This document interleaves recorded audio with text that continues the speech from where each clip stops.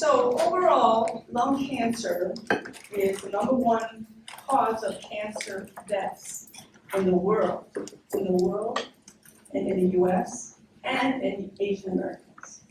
Okay, #1 cause of death. But do you know what's the #2 cause of cancer deaths in the US for the males and the females? Males Breast and prostate. Right? What about women? Breast.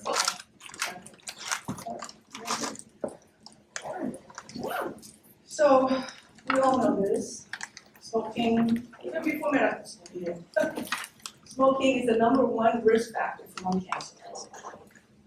But did you know up to 20%, and the estimates vary depending on where you're studying, but 20% of lung cancer are in people who have never ever smoked. Now, smoking history, or the definition of non-smoker is someone who's had less than 100 cigarettes in their lifetime. So if you're sneaking a cigarette at a 12-year-old, that doesn't count. So this year, according to the National Cancer Institute, we're going to have 229,410 new cases of lung cancer. Okay, new cases, this year, 2026. And then a bit over half of that, or around half, will actually pass away due to the cancer itself. So it's very high mortality, very high mortality. Going a little bit deeper into it, there's actually just 2 major lung cancer types. There's the non-small cell. Most lung cancers are classified as non-small cell lung cancer, okay? And about 15% is the small cell lung cancer. This is a little graph for you. Now, looking only at the non-small cell lung cancer, which is 85% most of lung cancers, there's only about 3 or 4 main histologic types, right? The adenocarcinoma is the majority, or 40%. And then you have the squamous cell, which is actually more linked to smokers. And then you have your large cell lung cancer. And again, looking at the cells like that big one, we'll call it a large cell lung cancer, about 15%. And then there's about 15% that's kind of others, other types of histology. And again, we've got a little graphic for you. Now, like I said, I'd like to focus a bit on, right away here, on lung cancer in non-smokers. It is sort of an increasing, actually, segment of lung cancer patients. As the population smoking goes down, we actually are seeing more and more lung cancers, percentage-wise, of lung cancers in non-smokers. Okay. So lung cancers in non-smokers are typically, mostly non-small cell histologic type. And if you look at the non-small cell histologic type, the most common type is the adenocarcinoma. Okay. So maybe 50-60%. Again, another just a very more specific histology of the lung cancer itself. And looking at the adenocarcinoma histology, if you look at those cancers, they have actually we have a lot of research about them, but they actually have quite a few identifiable mutations that can be treated with targeted therapy, which are specific, and I'll talk about that a little later, but they're specific for that particular mutation, okay?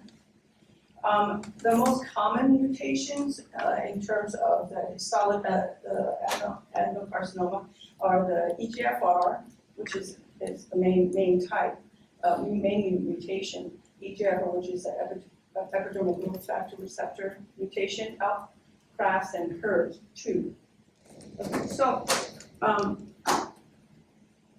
this is from a particular study out of the Translational Lung Research article, a journal. And so you can see that EGFR in this study that was actually out of Asia and not the US, the majority of the mutations of the adenocarcinoma is EGFR mutation, right,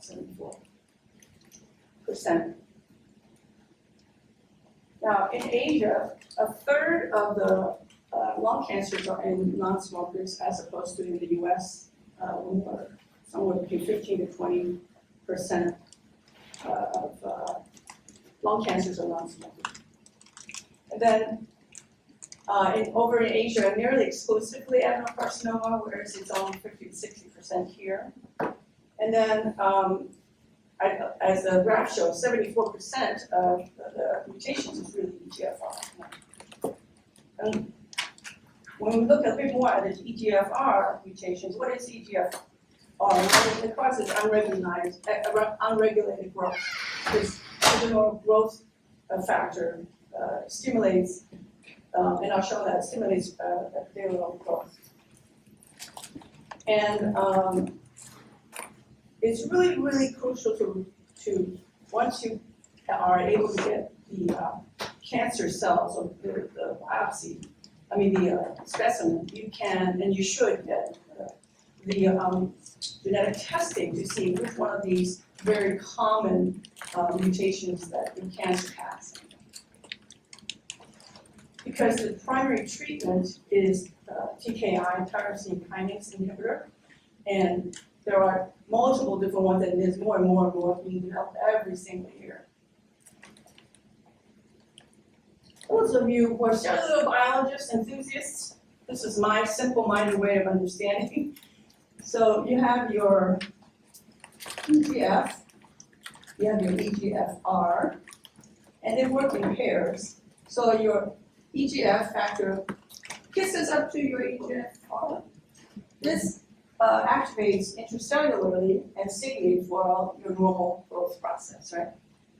So the TKI, the tyrosine kinase inhibitor, what it does, it has a way somehow, I'm not sure how they do it, but the TGF winds up being inside where the signal is supposed to start the growth or not, and then the TGFR can cut off this signal so there's no regulation of the growth of the cell. So that's generally the simple way of thinking about TKIs work so very, very well. Okay, so I'm sure you know May is AANHPI month, Heritage Month, celebration of our heritage. And that's also another reason I wanted to give this talk. To pay homage to my ancestry. I'm from Taiwan. I immigrated to the US when I was a child with my family. So I think this is a very pertinent topic, and I wanted to emphasize it during this month. Okay. So AANHPI, Asian American Native Hawaiian, so in case you're not aware. So just looking a little bit at the population statistics, there are the six top Asian groups in the US are Chinese, Indian, Filipino, right? Vietnamese, Korean, and Japanese. And then there's like 2% of this and that, and 2% less than 1%. But there are these are the six top Asian groups in the US. According to Pew Research, the census in 2023 shows roughly 7 to 8% of the US population are AANHPI. So that's something around 25 million people. That's a lot of people. These are the 5 top states that have AANHPI, have the highest number of AANHPI. So California is expected, New York, and Texas, New Jersey, and Washington. Then here are the 10 top metropolitan, again, not a surprise, right? So you see the New York metropolitan area, 2.5 million, the LA area, almost 2.5 as well. San Francisco area, 1,400,000. Then San Jose, where my daughter works, 200,000-ish. So, I was wondering, when I looked at all these statistics, I was wondering, well, what is where I'm at? I live in Arizona, I've lived here since 1989, when I started my emergency medicine residency at Maricopa, which is not that advice. So back then, I'm sure it was not 7 million people, but there are 7 million-ish or so population in Arizona. All right. AANHPI is roughly 5%. I can do math, so a little quick math. We have roughly 400,000 names. Fun fact, do you remember the Bay Area number of AANHPI? It's like million, 2 million. 2 million? 2.2 million, it was 800,000 and 1,400,000. So we have 400,000 ANPI here in Arizona. And in the Bay Area, which is San Francisco and San Jose, 2.4 million, or 2.2 million, that's a lot. A lot different. And then in New York, in that metropolitan area, it was 2.6 or something like that. All right. So this is an interesting topic, and the disparity is, you'll see it more and more as I talk about it. We've talked about the main risk factor for lung cancer has always been thought by smoking, right? And that goes back decades to studies that have done. But the information, this research coming out of Asia kind of piqued people's interest because it was clearly very different in terms of the percentage of non-smokers in the lung cancer patients, right? We already saw a study that said in Asia, 33%, right, were non-smokers versus ours, which is 15 to 30. But even more peculiar and sort of alarming is the disparity in the female Asian American non-smokers. So this is a graph that'll illustrate that, and I have other graphs to, just to inculcate the point. So if you look at all of the U.S. women with lung cancer in the U.S. and look at their smoking history, 15% are non-smokers. But if you look at all Asian American females, all of the Asian American females with lung cancer, 57% never smoked, as opposed to 16%. That's a very glaring disparity, a difference, right? Here's another study, even more dramatic than, but, so if you look at the blue are the men, the maroon or red are the women. So in Taiwan, all the women that have lung cancer, only 6% were smokers. Same thing with China, even less, right? In China, all the women that have lung cancer, only 5% smokers. If you look over at the US, this is a little bit more older data, I think. You can see in the US, all the lung cancer patients were mostly smokers. Right?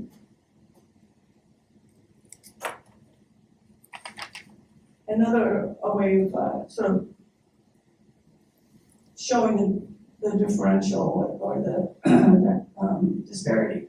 This was, I made this graph out of a study article that's linked right here. Oh, by the way, you don't need to take notes if you don't really want to, it's fine, because I'm happy to share all my slides with you, and they've got links to my sources, okay?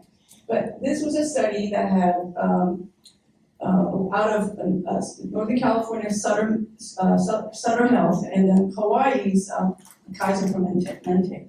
And they studied, or they gathered data basically, of patients with lung cancer during these years, a 13-year period of time. Okay?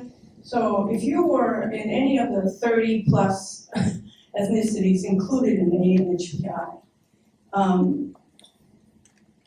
40-ish%, 43% were non-smokers. So this is studies of all, these include only lung cancer patients, and in those 13 years between two health systems, okay? Now, if you're Chinese American, 88% are not smoker. Similar to the previous chart when we're looking at almost opposite, right? Only 5% in China and 6% in Taiwan were smokers. And so the graph basically just shows a different one. Filipino Americans, Japanese Americans, Korean Americans, Pacific Islanders. These are the percentage of non-smokers in these patients that have lung cancer based on their ethnicity. And then the incidence, again, the same study, if you were in any of the 30 or so ethnicities in the ANHPI, the incidence is 17 per 100,000 person time. Chinese American is the worst, the highest incidence. and 22.8 per 100,000. And the Filipino, Native Hawaiian, and Japanese American have the lowest incidence of non-smoker lung cancer. Some of you might be feeling kind of scared about this because it is kind of alarming, the disparity that is being discovered and that I'm illustrating. But I want to put this in perspective because we sometimes get lost in the trees in the forest and we just get overly unnecessarily anxious, I think. This was a study here's the link, and I can happy to share my slide with you. For a 15-year period of time, of 7 national cancer registries in the US, okay?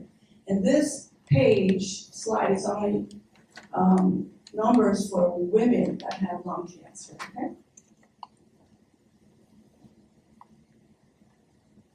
So, in this data set, there were 61,000 total female lung cancers, smoking and non-smoking, okay, 61,000.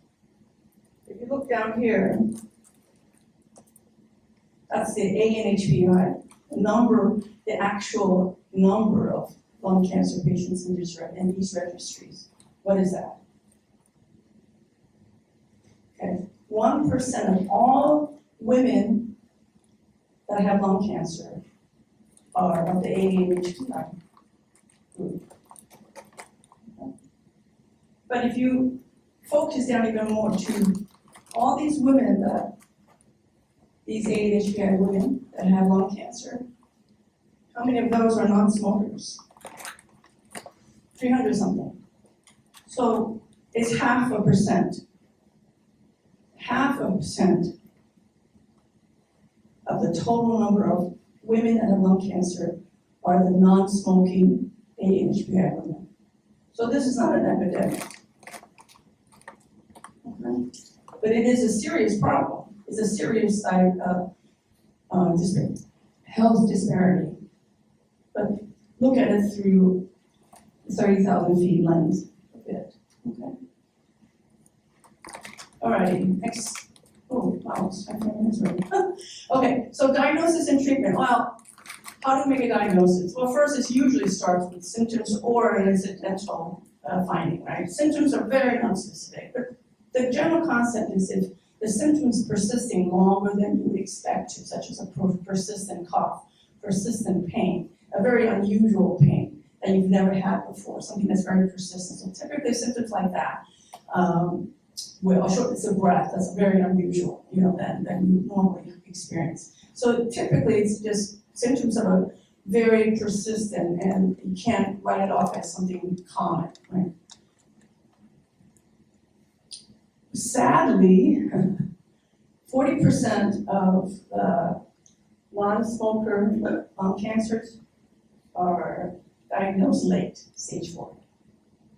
That is a tragedy that all research and my also giving talks about it is trying to improve. I've been on Kevin and Dean podcast as well to try to reach a wider audience in the country. So currently, in terms of diagnosis, and screening we're talking about, currently the USPSTF, which is the federal agency that makes recommendations for healthcare or screening, and hence insurance will pay for it. They'll be covered by insurance, right? So currently the screening is only for smokers. And it's actually poorly used, in fact. That screening is free for patients, but they don't really use it very high. It's not a very high adherence to that. So if there's a suspicion with the screening, a biopsy is a must. You have to find out what type of lung cancer it is. Look for the genetic mutation and customize the treatment. So currently there's, as we talked about that, no screening. There are 2 seminal studies that I'm going to talk about a little bit in more detail that sort of addresses this lack of guideline. Okay, so there's a talent study from Taiwan. Woo-hoo, Taiwan. And there's a FANS study, female Asian non-smoker screening study out of NYU Langone Cancer Center, and I'm in touch with the principal investigator there. So then I chatted a little bit about treatment. Once you make a diagnosis, the treatment is it varies. It has to be very individually customized, I guess. It depends a lot on the patient's comorbidity, what stage it is, right? If it's an early stage, 1 or 2 even, curative surgery is the treatment of choice. Okay? Beyond that, then, is targeted therapy, which is really primary if you can get the biomarker, the genetic testing done. And then there's a combination of chemo, and there's some thought recently of combining chemo and targeted therapy, showing better results. Some studies have shown better results. Radiation and chemotherapy. And then Scarlett Gomez is primary investigating for a different study I'll chat about. And she here talks a little bit about the possible etiologies. There's nothing really solid, but she talks about it in a nice way as far as possible etiologies of non-smoker lung cancer. So these are the key risk factors for lung cancer among Asian females. The thing is, these studies have all been done in Asia. These are all risk factors that have been identified through studies in Asia. And so we don't know to what extent these risk factors are relevant and apply to Asian American women. Things like secondhand smoke. Any of us who's been to Asia know that smoking is very prevalent. So you could be in an enclosed space and be just surrounded by smoking fumes. Cooking oil fumes, a traditional practice of many East Asian cultures of, cooking with the wok at very high heat. You wait till the pan gets really hot and then you add your oil, and that's how you get that nice smoky flavor in your food. Especially in the presence of poor ventilation, the smoke that's emitted from those cooking oil fumes does contain carcinogens. Prior lung diseases and certain persons with certain genetic mutations may be more vulnerable to smoky air, and that's a finding that came out more recently. Again, to reiterate, these are all studies that have been done in Asia, and we don't know how prevalent these exposures are here in the US because, why? There's been no studies at all of lung cancer in Asian American females here in the US. And also the exact burden of disease is unknown because we have no data on smoking status and the usual sources of data that we use to document cancer rates. So let's talk about a couple studies that are really important. Just very briefly though, this is the one I referred to a little bit earlier. It's a screening study because they're addressing the question of screening non-smokers, right? We already have guidelines for screening smokers. So this is the largest lung cancer study specifically for non-smoker lung cancers. Dr. Shum is the PI, and she has completed a study with her colleagues, and they've enrolled 1,000 patients in the New York metropolitan area. And she's working on a manuscript. She's been talking at different conferences, been working on a manuscript. So this study showed a detection rate of invasive adenocarcinoma of 1.3. So 13 out of 1,000 patients were found by screening only that they had lung cancer, and most were early stage. Okay. So this study supports the rethinking again of the screening criteria we're using, right? The smoker screening has certain criteria. They have smoked a certain amount of years and whatnot, and there's no screening for non-smokers. So I think this is a very good, very seminal study. Talent study from Taiwan similarly was a screening study and is much more extensive. In Taiwan, their non-smokers percentage in their lung cancer is very high, 53%. In just the Taiwanese population, right? And then, so this study they had, it was a 5-year study, enrolled 12,000, that's a very large number of participants. And these participants were all non-smokers. But what's different between this one and Dr. Shum's Perlmutter study is that this one actually, to enroll, you have to have one other risk factor not just non-smoker. Go ahead. Oh, sorry, my hand was on Okay. Sorry. All right, so in this talent study from Taiwan, they picked up in total of 2.6% lung cancers, but they specified that the detection rate was 1.5 of the invasive adenocarcinomas. So Dr. Shum at Perlmutter, NYU, has 1.3 invasive. Here in Talent, it was 1.5. And the importance of these numbers is because 20 plus years ago, there was a national lung screening trial run by the US, government. And it was based on the national lung screening trial, NLST. The USPSTF recommendations for screening for smokers came out of that study, and that study only picked up, I shouldn't say only, but their pickup detection rate was 1.1.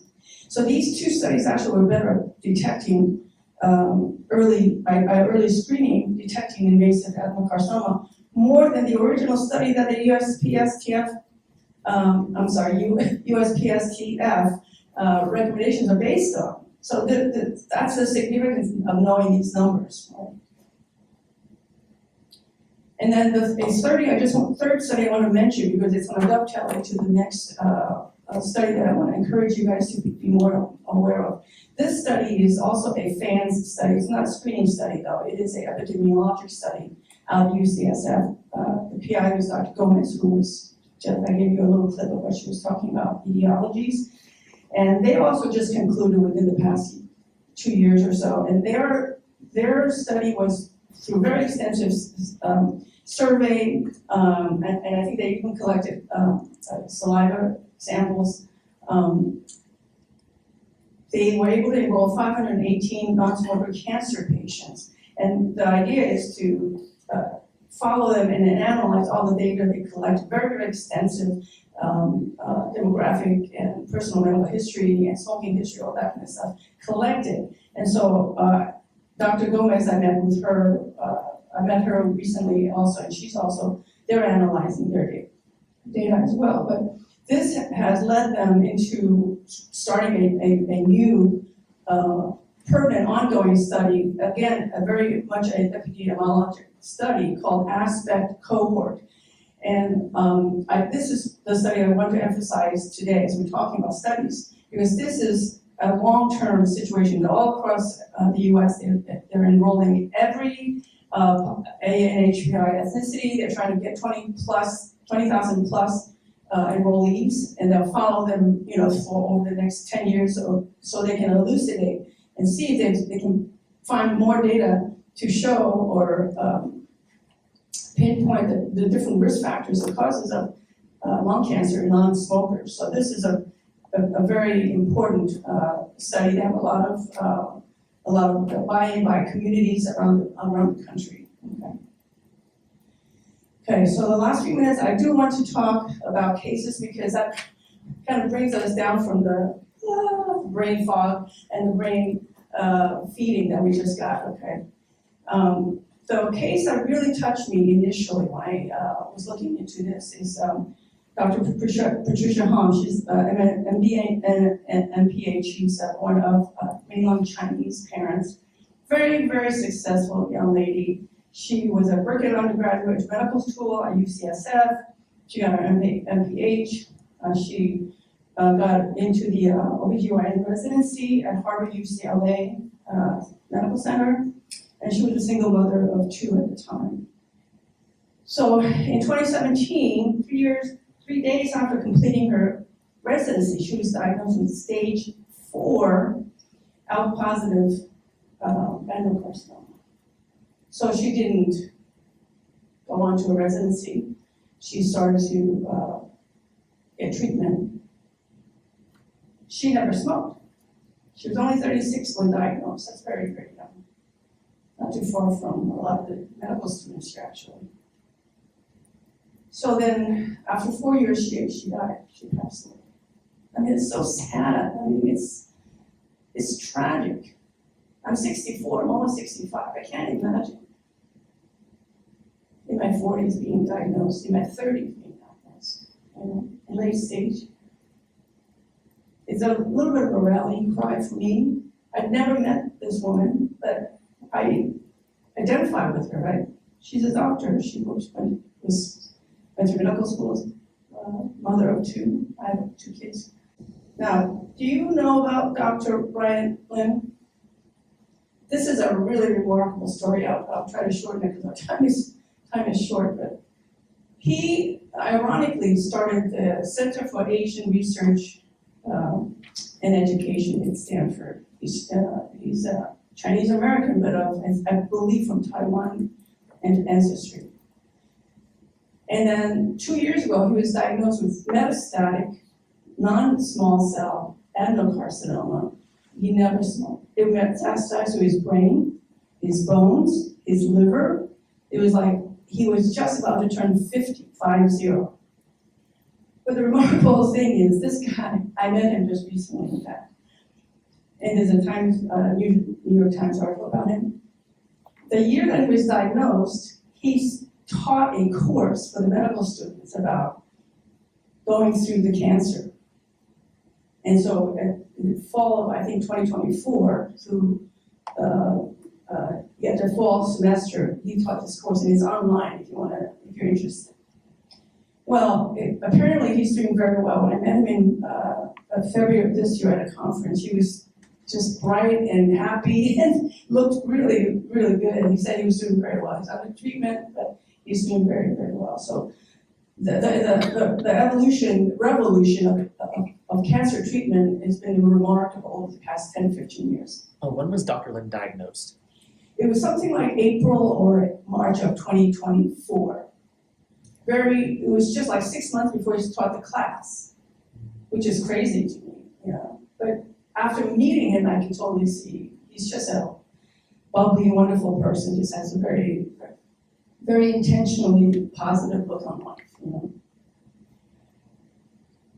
This is a little clip from the end of his course that I talked about.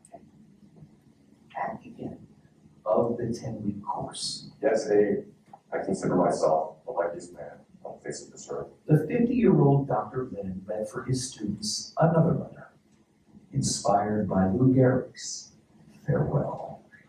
When you have students and former residents reaching out to pray for you, chant with you, and wish you well, that's the gift. When you have a father and mother who worked all their lives to send you to medical school, it's a blessing. When you have a wife who's been a tower of strength and shown more courage than you dream existed, that's the finest I know. So I close in saying that I may have had a tough break, but I have an awful lot to live for. Thank you, and it's been an honor.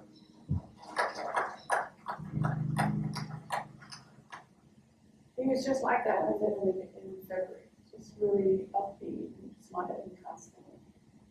Okay, last case I want to present.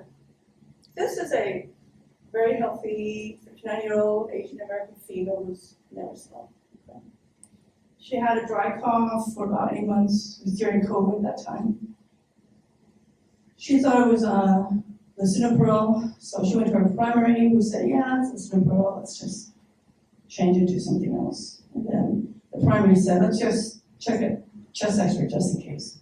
Okay. Well, you don't ever want your doctor to call you and say, there's a suspicious spot on your x-ray. Well, that's what happened. It was non-small cell lung cancer, EGFR. You see it? There's an arrow pointing, and this is too bright for you to see, but it's a tiny little thing.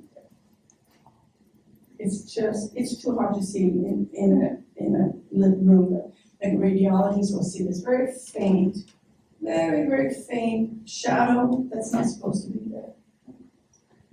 And then she, like I said, she got a needle biopsy. This is a CT scan. The needle in this spot. And then, so she was diagnosed with stage 1, small cell lung cancer, adenocarcinoma. And then the surgery was successful.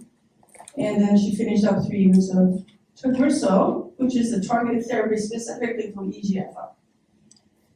And then at 5 years, she's cancer-free, post-op, just wonderful. And in fact, she's giving you a talk right now. That's me. And that's me giving the biopsy.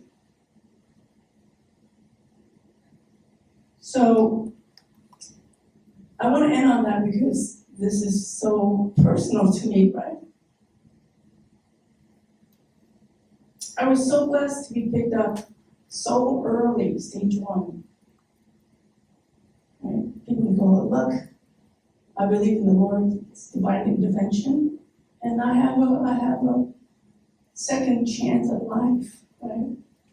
Like, every time I see a cancer patient at work, it reminds me of all the devastation that I was spared.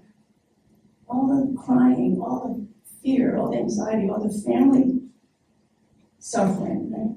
So every time I see a cancer patient, I thank God that I was picked I was diagnosed early, and I feel compelled to talk about it as much as I can. In fact, I was on the airplane, this poor young lady was sitting next to me, Chinese lady, was like, okay, this is a little odd and out of the blue, but, so I started talking to her about lung cancer and Asian female non-smokers.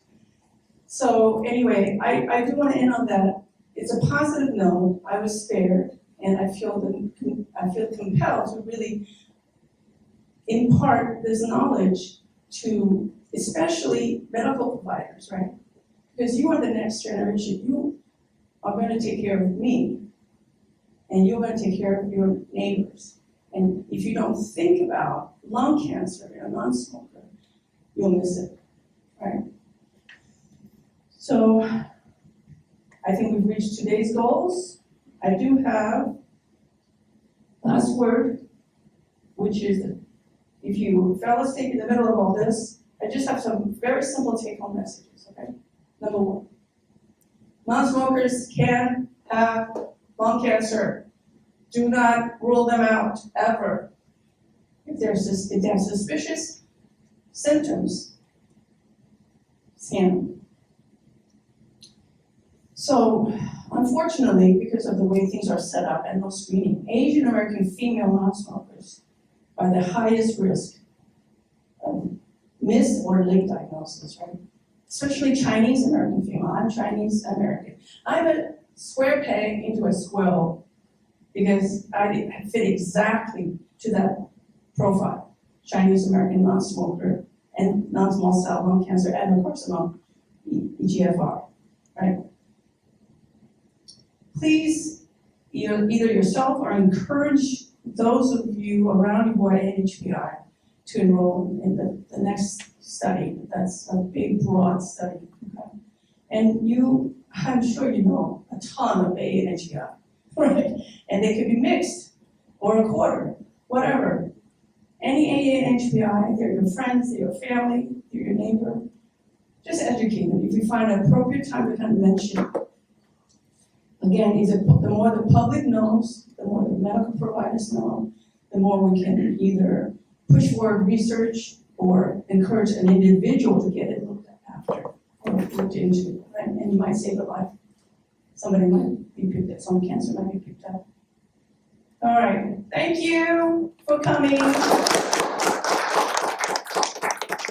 That's my son, Ashley, he just graduated on Monday. Oh my God.